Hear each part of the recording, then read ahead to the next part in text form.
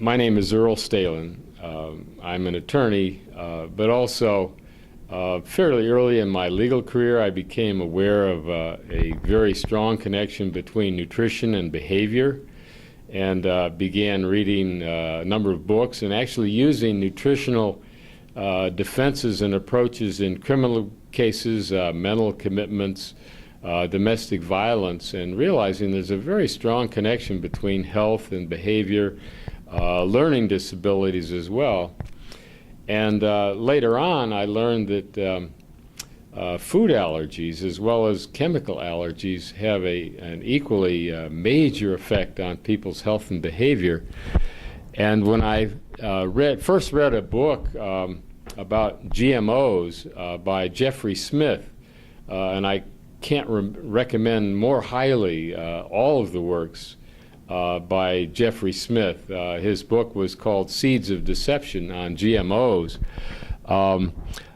I realized, and you see it in the book, that the risk of food allergies is enormously enhanced with GMOs. And there was evidence in England that after they introduced GMOs, the incidence of food allergies skyrocketed to many times what it had been.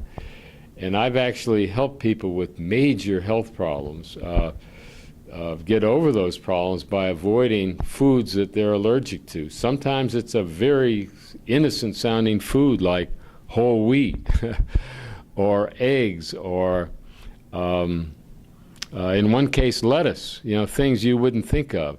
The most common are cereal grains and other things.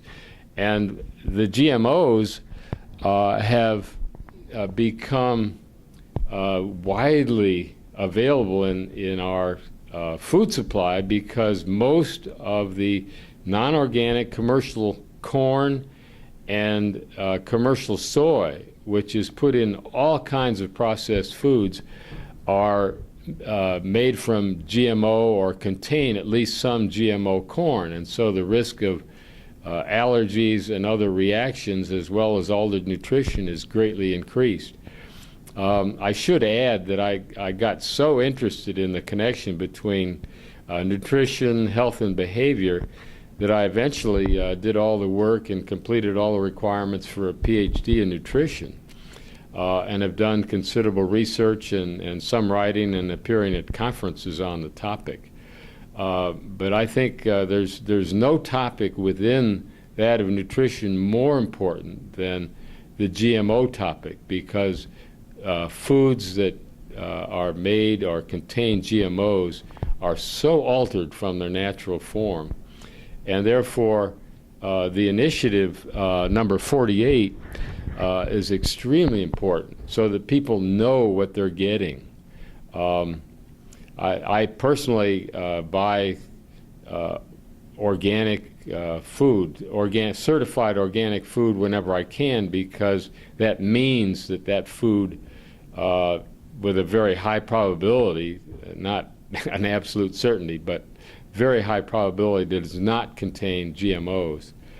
I mean, there's a very strong argument for outright banning of GMOs until each individual one is proven safe, which may or may not ever happen.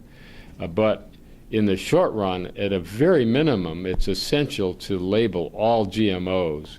We're talking about a potential tidal wave of health problems affecting the birth process, the fetus, young children, milk, which commercial milk may contain GMOs, with very long-term effects on our population in the future. And the only way people can know, in fact, the only way reliable research can be done is if the researchers know whether people have or have not been exposed to GMOs.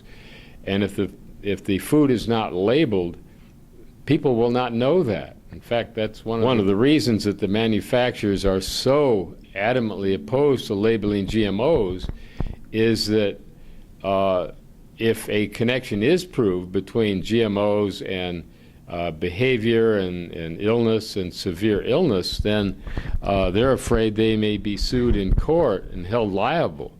And if people can't trace cause and effect because GMOs are not labeled, then that gets them off the hook. But of course, that makes all of us guinea pigs with enormous potential for harm to our population.